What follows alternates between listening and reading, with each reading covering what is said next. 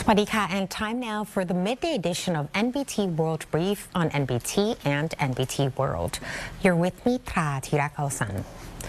The government is tightening firearm controls with tougher oversight of both illegal and legally registered guns. The focus is on possession, carrying, and use, while preserving legitimate uses such as sport shooting. Lalida Prud Wiwatana, deputy government spokesperson, said the key principle is to distinguish between the right to own a firearm and the right to carry or use, as these are not the same rights. She said having a legally registered firearm does not automatically allow its owner to carry it in public or use it at will. The government plans to regulate both registered and illegal firearms more strictly, especially its carrying and use. Since August 11th, authorities have suspended new welfare firearm programs, halted and reviewed firearm purchase permits, reviewed related licenses, inspected firearm and ammunition dealers and shooting ranges, linked databases electronically, and stepped up enforcement against illegal firearms. Proposals to introduce physical and mental health checks or a set zero process requiring all firearm owners to undergo new screening may also be studied. However, legal requirements, practical impacts, agency readiness, and fairness would need to be considered first. For sports shooters, the government says their concerns will be taken into account. Any measures on firearm and ammunition storage would be designed to support appropriate sporting use rather than end shooting sports. The government is strengthening equal treatment and safety for women and LGBTQ people in the justice system. New measures include dedicated prison spaces and safer channels for reporting abuse and harassment. In the meeting of Gender Equality Promotion Committee chaired by Yochanan Wongsawat, Deputy Prime Minister and Minister of Higher Education, Science, Research and Innovation, Messi, approved in principle guidelines for dedicated areas for female and LGBTQ detainees and inmates. The Department of Corrections, Ministry of Justice, and Royal Thai Police have been tasked with implementing the guidelines with procedures designed to take gender sensitivity into account and ensure that people of all gender identities are treated equally and safely throughout the justice process. The committee also approved a 25 million baht action plan and budget for fiscal year 2027 to promote gender equality and prevent unfair discrimination. It also called on government agencies to step up efforts to prevent and address sexual harassment, including establishing safe reporting and complaint mechanisms that can provide timely assistance to victims. Thailand's OTOP products are drawing strong crowds, with sales topping 367 million baht in just 5 days. August 12 alone saw more than 82.7 million baht in sales. The Silapachi Prateep Thai OTOP Melting Hearts with Royal Grace Fair has generated more than 367 million baht in sales during its first 5 days, reflecting strong demand for Thai handicrafts and community products.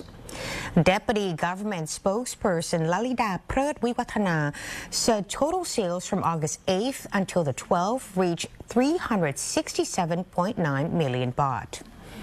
August 12 recorded the highest single-day sales at more than 82.7 million baht. Textiles and clothing were the top-selling category at 193.8 million baht, followed by food, household products, non-food herbal products, and beverages at 7.5 million baht. The government says the strong sales demonstrate the potential of OTOP products and Thai local wisdom to generate income for entrepreneurs and communities while supporting the grassroots economy. The fair continues through August 16th at Impact MEKONG Thani, featuring OTOP entrepreneurs from across Thailand. Visitors can also use the Thais Help Thais Plus 60/40 scheme at the event.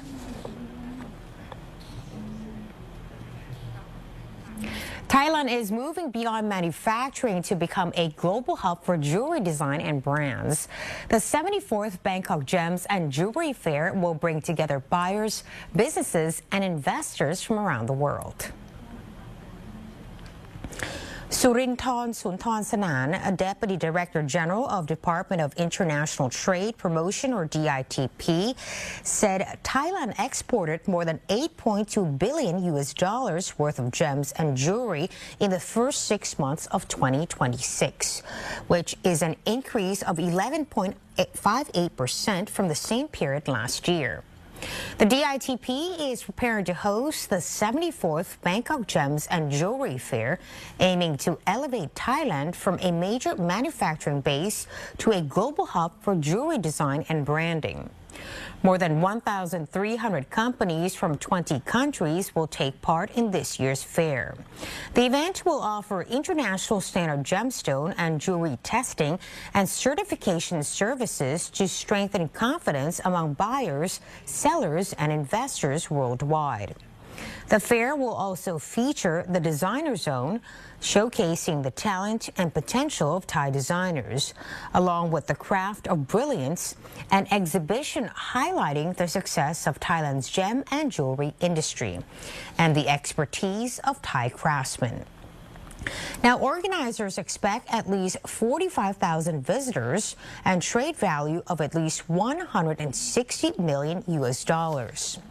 Thailand is already recognized as a global hub for colored gemstone trading and is known for its expertise in gemstone cutting and enhancement. The 74th Bangkok Gems and Jewelry Fair will take place from September 8th until the 12th of 2026 at the Queen Sirikit National Convention Center. And lastly, the Mekong is rising days after seasonal rain, putting low-lying communities across northeastern Thailand on alert. Authorities are stepping up flood defenses and drainage operations, with several areas already seeing water spill over the riverbanks. Northeastern Thailand is keeping a close watch on rising Mekong water levels after continued rainfall, with authorities in riverside provinces preparing for possible flash floods and flooding in low-lying areas. Chaipot Jarunpong, governor of Leh, inspected flood risk areas along the Hue River in Chiang Khan. Some sections of the riverbank are unusually low, raising concerns that high Mekong water could push inland and affect nearby communities. 4 to 5 households in local sub-districts could be affected. Officials are also preparing to raise electrical transformers and have equipment ready for emergency drainage. In Nong Khai province, Mekong levels are falling slowly but remain higher than drainage gates and pipes.